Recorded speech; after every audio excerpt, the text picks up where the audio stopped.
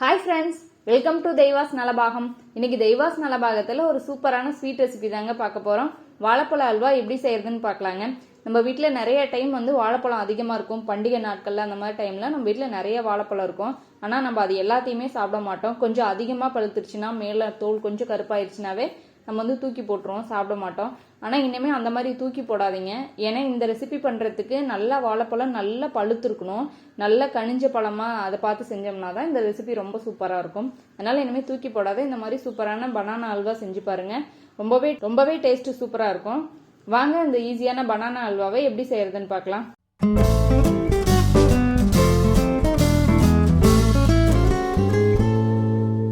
வாழைப்பழ அல்வா செய்யறதுக்கு நான் ஒரு 6 வாழைப்பழம் எடுத்து வச்சிருக்கேன். நீங்கள் எந்த வகையான வாழைப்பழம் வேணாலும் எடுத்துக்கோங்க. ஆனால் முக்கியம் நல்லா பழம் பழுத்துருக்கணும். அதுதான் ரொம்ப இம்பார்ட்டன்ட். அப்போ தான் இந்த ரெசிபி ரொம்ப சூப்பராக இருக்கும். இப்போ பழத்தெல்லாம் நல்லா உரிச்சாச்சு. இப்போ நம்ம ஸ்லைஸாக கட் பண்ணிக்கலாம். அப்போ அரைக்கிறதுக்கு இன்னும் கொஞ்சமே நல்லா பேஸ்ட்டாக வரும்.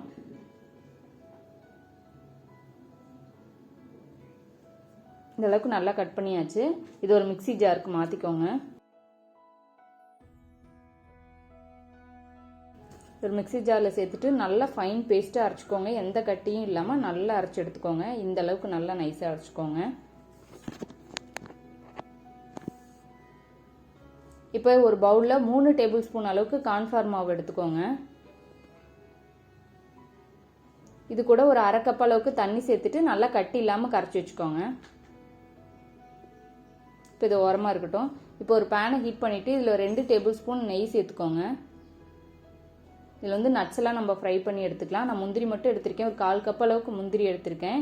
நீங்கள் விருப்பப்பட்டால் பாதாம், பிஸ்தா, முந்திரி எல்லாமே சேர்த்துக்கலாம். உங்களுக்கு எது விருப்பமாக சேர்த்துக்கோங்க. சேர்த்துட்டு இதை நல்லா ஃப்ரை பண்ணி எடுத்து வச்சிடலாம் இன்னொரு பவுலில். இப்போ இதே பேன்லேயே நம்ம அரைச்சி வச்சிருக்கிற அந்த வாழைப்பழ விழுதையும் சேர்த்துக்கலாம். சேர்த்துட்டு நல்லா ஒரு மீடியம் ஃப்ளேமில் வச்சுட்டு ஒரு 10 நிமிஷத்துக்கு நல்லா இதை கிளறி விடுங்க. முடிஞ்ச வரைக்கும் இந்த மாதிரி அல்வாலாம் செய்யும்போது நீங்கள் நான்ஸ்டிக் பேன் எடுத்துக்கோங்க. அப்போ இது எதுவும் நல்லா ஒட்டாமல் நம்மளுக்கு ஈஸியாக செய்யறதுக்கு இருக்கும். அதனால நான்ஸ்டிக் பேன் யூஸ் பண்ணிக்கோங்க. மீடியம் ஃப்ளேமில் வச்சுட்டு ஒரு 10 நிமிஷத்துக்கு நல்லா கலந்து விட்டுருங்க.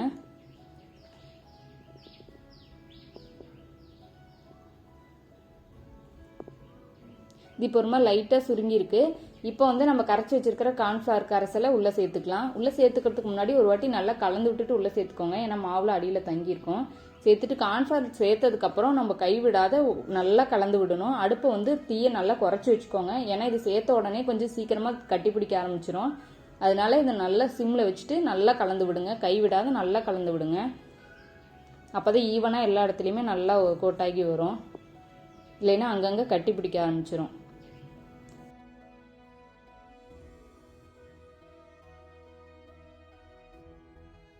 இதற்கு ஒரு மாதிரி நல்லா திக்காகி வந்திருக்கு. இப்போ இதில் நம்ம இனிப்பு சேர்த்துக்கலாம். நான் அரை கப் அளவுக்கு பொடிச்ச வெல்லம் எடுத்திருக்கேன். இதை நல்லா க்ளீனாக இருக்குது. அதனால நான் எதுவுமே கரைச்சி சேர்த்துக்கல, அப்படியே தான் சேர்த்துக்க போகிறேன். உங்களுக்கு இது வேலை தூசு அந்த மாதிரி இருக்கிற மாதிரி உங்களுக்கு ஃபீல் ஆச்சு அப்படின்னா தண்ணி கொஞ்சம் ஊற்றிட்டு நல்லா கரைச்சி ஃபில்ட்ரு பண்ணி உள்ளே சேர்த்துக்கோங்க. நீங்கள் வெல்லத்துக்கு பதிலாக நீங்கள் ஒயிட் சுகர் கூட சேர்த்துக்கலாம், அது உங்கள் விருப்பம். சேர்த்துட்டு இதை நல்லா கலந்து விட்டுக்கோங்க. ஆனால் சர்க்கரையை விட இந்த மாதிரி வெல்லம் நீங்கள் சேர்த்துக்கும் போது அந்த வாழைப்பழம் வெல்லம்லாம் சேர்ந்து அதை நெய் கூட அவ்வளோ ஒரு சூப்பரான டேஸ்ட்டு கொடுக்கும். சேர்த்துட்டு இதை நல்லா கலந்து விடுங்க.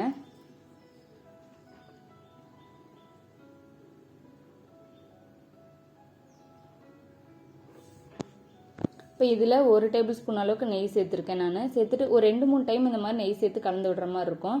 சேர்த்துட்டு இந்த நெய்யெல்லாம் உள்ளே அப்சர்வ் பண்ணுற அளவுக்கு நல்லா கலந்து விட்டுருங்க.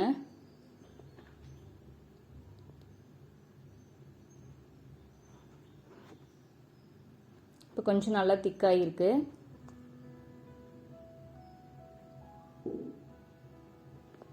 மறுபடியும் 1 டேபிள் ஸ்பூன் நெய் சேர்த்துக்கிறேன். சேர்த்துட்டு இதையும் நல்லா கலந்து விடுறாங்க.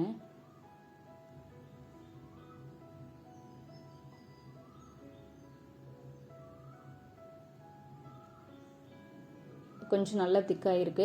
நீங்கள் ஒவ்வொரு டைமும் நெய் சேர்த்துக்கும் போதும் அது நல்லா உள்ளே அப்சர்வ் பண்ணிக்கும். அப்புறம் கொஞ்சம் நேரத்துக்கு அப்புறம் அது நல்லா நம்ம ஊற்றின நெய் எல்லாமே கொஞ்சம் நல்லா வெளியில் ரிலீஸ் ஆக ஆரம்பிச்சிடும். அது வரைக்கும் இதை நம்ம நல்லா குக் பண்ணணும். நல்லா கலந்து விடுங்க. இது கொஞ்சம் நல்லா ஸ்டிக்கியாக தான் இருக்கும். அதனால் கொஞ்சம் நல்லா பார்த்து கிளறி விடுங்க. இப்படி இது மாதிரி அழுத்தி விட்டு நல்லா கிளறி விடுங்க.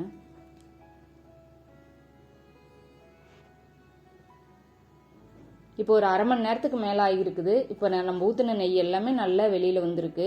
இப்போ கரெக்டாக ரெடி ஆகிருக்கு. இதில் ஒரு 1/4 டீஸ்பூன் ஏலக்காய் தூள் சேர்த்துக்கோங்க. சேர்த்துட்டு நல்லா கலந்து விட்டுட்டு இப்போ வந்து நம்ம பொரிச்சு வச்சிருக்கிற அந்த நட்ஸ் எல்லாம் வறுத்ததெல்லாம் உள்ள சேர்த்துக்கலாம்.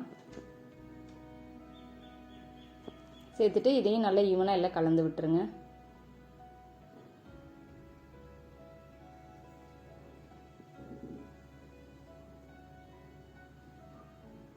அவ்வளோதாங்க, அல்வா சூப்பராக ரெடி ஆயிடுச்சு.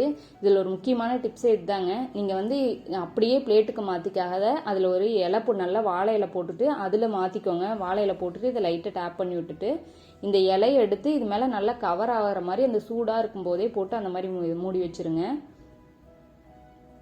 அப்போ அந்த வெல்லம், அந்த வாழைப்பழம், நெய், அது கூட இந்த வாழை இலையோட ஸ்மெல் எல்லாமே சேர்ந்து அவ்வளோ ஒரு சூப்பராக இருக்குங்க இந்த அல்வா. நல்லா கொஞ்சம் நேரத்துக்கு அப்புறம் நீங்கள் அப்படியே ஓப்பன் பண்ணிங்கன்னா அப்படியே கமன்னு இருக்கும் வாசனை. அவ்வளோதாங்க. நீங்கள் விருப்பப்பட்டால் நீங்கள் வந்து பீஸ் போட்டு எடுத்துக்கலாம். கொஞ்சம் இது ஸ்டிக்கியாக தான் இருக்கும்.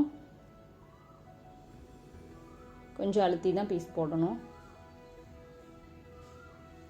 அவ்வளோதாங்க, நம்ம சூப்பரான வாழைப்பழ அல்வா ரெடி ஆயிடுச்சு. நீங்களும் ட்ரை பண்ணி பாருங்கள். உங்களுக்கு பிடிச்சிருந்துச்சுன்னா லைக் பண்ணுங்கள், ஷேர் பண்ணுங்கள். நம்ம தெய்வாஸ் நலபாகம் சேனலுக்கு சப்ஸ்கிரைப் பண்ணுங்கள்.